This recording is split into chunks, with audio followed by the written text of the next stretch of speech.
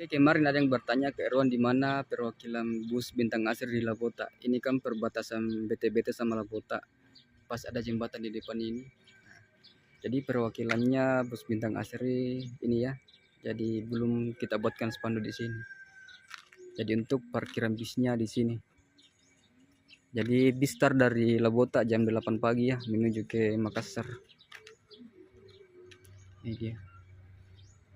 Jadi saya langsung spillkan tempat area parkir bus Bintang Asri ini. Oke. Jadi untuk tempat penitipan barang kiriman dari Makassar ke Labota, teman-teman nanti bisa ambil di sini. Tempat penitipan barangnya di sini. Di sini dia. Dari ini loket pendaftarannya ya di Labota. Oke, luas.